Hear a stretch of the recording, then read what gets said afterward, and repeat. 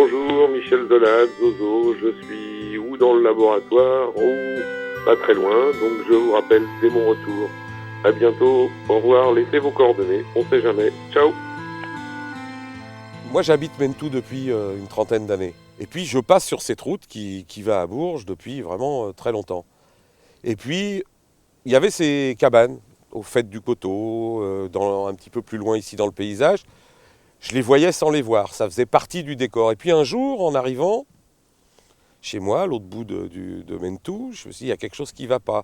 Il manquait quelque chose, j'ai eu comme un malaise, il y avait quelque chose. Je suis repassé et tout d'un coup, il manquait une cabane. Il y avait une cabane qui avait disparu, elle était envolée. Et là, c'est vraiment quand elle était invisible qu'on se rendait compte qu'elle existait. En fait, c'est pour ça que je parle de présence invisible. C'est-à-dire que cette loge, en fait, on ne les voit que quand elles sont plus là. C'est assez paradoxal, c'est peut-être un oxymore, je ne sais pas, mais c'est comme ce silence assourdissant, cette présence invisible. La photographie est un moyen extraordinaire de pouvoir arrêter le temps.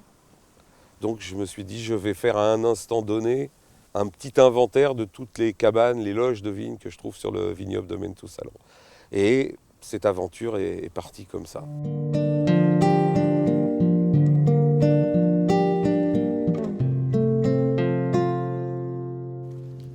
Là, quand j'arrive, la première chose à faire, c'est d'essayer de l'analyser dans le paysage, de voir comment elle va s'inscrire, est-ce que je vais la prendre large, serrée, bon, puis regarder la lumière. Alors ça, c'est une des choses principales.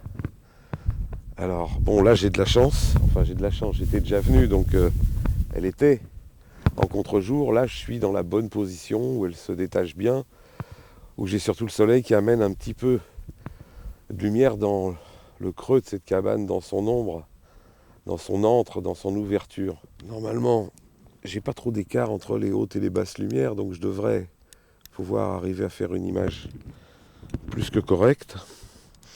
Donc maintenant, il va s'agir de trouver comment cette image, elle va rentrer là-dedans.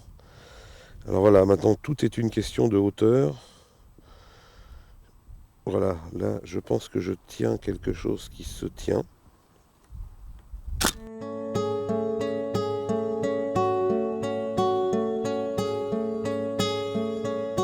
Maintenant, il s'est passé l'étape du développement du film, j'ai fait des contacts, et puis maintenant, devant moi, j'ai, on va dire, bon, il y a les images de ce matin, mais il y a aussi 1 an et demi d'images.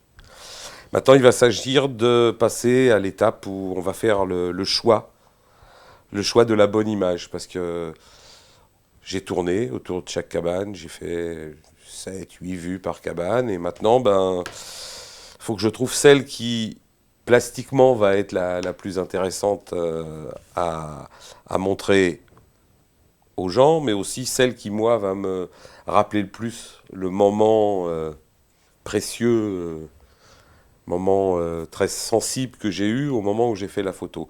Alors maintenant, on s'est fait une idée de ce que pouvait être l'image définitive.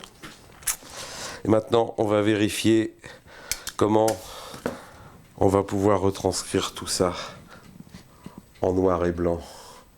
Voilà. Donc, on met ça dans le passe-vue. On va se faire notre cadre. Donc maintenant, on va passer à la magie réelle, c'est-à-dire que on va mettre l'image dans le révélateur.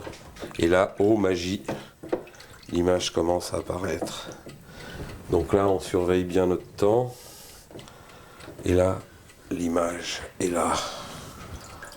Donc maintenant, on peut enfin allumer et regarder à quoi ressemble ce qu'on a fait. Est-ce que ce qu'on a fait correspond à ce qu'on avait vu dans la nature? Et cette image-là, eh bien maintenant, elle est fixée. Et elle peut être là pour des dizaines, voire plusieurs centaines d'années. Elle n'est pas virtuelle, elle existe, elle ne bougera plus.